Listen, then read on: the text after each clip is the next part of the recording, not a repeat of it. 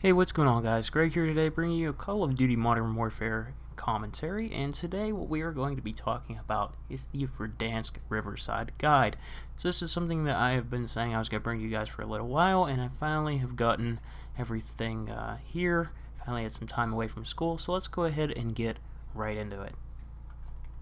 So let's start off with the power positions on this map, and they're actually pretty straightforward. So you're going to want to go to, if the enemies have the EHQ, you're going to want to stay around E, if not D. So one of my favorite things to do is to stay around the outside of E, which is up at the mountain, because one, you can keep the snipers away from looking over down on the ridge like through your teammates, as well as it's just a great way to pick people off. They're trying to come back up into E, or the ones that are spawning in the back of E, so that way they can't contest that middle building, which is another really good sniper spot. As you guys will see, a lot of people tend to hang there. So overall, that's basically one of the best places you can be. Now, if obviously they have E, that's why I have the building behind D circled, as well as if they do have D, you can kind of shoot them in the back if you're in that building. So it is a very strong building, but that's for the E side. Now looking at the A side, if they have A as their HQ or they're just spawning here, you know, the B building, if you go up top of B, and even if they own B, going up top of B is very powerful. You guys have seen it while I was playing live on stream. There was a game I got a tactical nuke, basically just chilling up top of B and constantly just outmaneuvering the enemies by dropping down, as well as going up onto the roof. Overall, B is a very strong building, and then the restaurant behind B is also a very strong building. But at A, if you can get to there off the beginning of the game, which you'll see in the streak routes, those buildings are very strong power positions. So let's go ahead and check out the streak routes. So here we have the A side streak routes, and this is if you're spawning in on A. So you're going to want to take a vehicle, quad, whatever it may be. I'd recommend quads because they're the fastest, and you're going to want to take this route. And now you're going to want to either go to E off the rip or the D building. I would recommend E because you're going to keep height on enemies that are going to go ahead and capture D, which means you'll basically be shooting down at them, which you'll have more cover than they will have shooting back up at you. So I'd highly recommend going off the rip to that E power position, and that is where you can start trying to build up your streak right off the beginning of the game. Now let's go ahead and take a look at the E side here. So whenever you spawn in on E, again, you're going to want to take a vehicle, and you have a little bit more options here whenever you are on the E side, I find. So the reason for this is there's not really too big of height advantages here.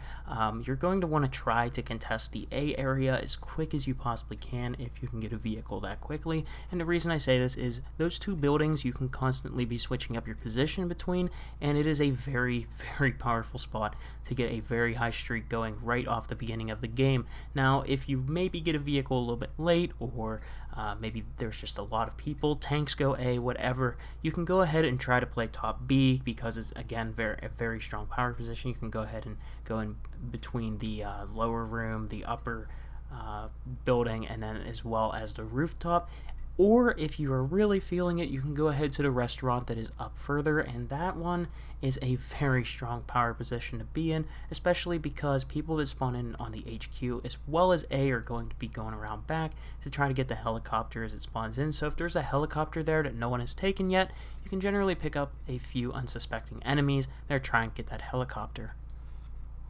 Let's go ahead and talk about the sniper spots because there are quite a few on this map. So let's say you're spawning in A and you're going towards that E streak route. The reason I like to keep that area out of lockdown is because the snipers that want to sit in the woods up above or at the fence that looks over in the middle of the map, they won't be able to go there if you're blocking off that area. And you'll also be cutting them off from going into the middle building that has like the elevation. It's got the angled roof, and that building is a very strong sniper spot, and you'll always have people that are sitting in the EHQ on that building that I also have marked. Now, if you're on the E side, going to the B building will cut off the roof of that building, as well as basically the only way your teammates can get sniped is from A, and then obviously the HQ buildings. So those are some of the common spots you'll see snipers in. Let's go ahead and move on to the spots. So the spawns in Groundwater is one of the more simple things to understand because basically people are going to be spawning towards their own HQ. If you own the AHQ, you're going to be spawning towards A, on all of those flags that you might own. And it's the same thing that goes for the enemies. So basically you're going to want to be looking in areas that are behind the flags, or in some cases like B, they're going to spawn in the building. Sometimes they'll spawn outside the building. Again, it just really depends on if they're spawning on the building, where your positioning is, your teammates' positioning is. There's a lot of influence that goes on that, but over time you'll see that they're going to be spawning towards their headquarters, and basically either outside of the building or inside the building, depending on where, like I said, the positioning of you, your teammates, and the enemies are. There's a lot of factors to influence it. So now let's go ahead and take a look at a gameplay example here in the background, and this is while I was at the D area. So I was waiting for my friend to let me spawn in on him because this area was very hot, as you can see by the UAV. There are a ton of enemies around here, so this is going to be a very great area to be able to streak up quickly on. And basically what I'm doing here is I'm in this power position, which, if you guys don't know what a power position is basically an area where you lock down spawns and you're basically anchoring the enemies from. So you're just going to keep killing them as they're trying to contest for map control, as well as trying to regain objectives, whatever it may be. Basically you're just keeping the enemies at bay, so that way they don't get map control and they don't streak up on your team. So what I'm doing in this building is I'm basically killing people, trying to get picks and angles on people, but at the same time I'm trying to create my own bit of flow. And what I mean by this is basically enemies are going to want to kill you if they keep dying to you. So they keep coming back to try to contest you, and this is the beauty of power positions, because people will just keep coming back to your spot. So as you can see right here, I got my advanced UAV, and at this point I'm just looking for some free easy picks on enemies, so that way I can continue this streak towards the nuke. Now, one of the things I would like to make mention of is we own D and E in this scenario, and this is when I can really capitalize on spawn lockdown. And what I mean by this is, as you can see on the radar, people are spawning in outside of D in the back of the farm area here, and that is how I am able to streak up as well. Now, even better yet, there's an APC here, and if you guys don't know, APCs are mobile spawn points. So what that means is enemies are going to be spawning in on those APCs, and you're going to be able to take them out as they come out of the APC. So how to counter somebody that's in a position doing this to you is to simply try to get an angle, an off angle that you're going to challenge an enemy from. You don't really want to come up to the building here and try to get into the building to kill them, and you also don't want to keep spawning on a flag that is close by.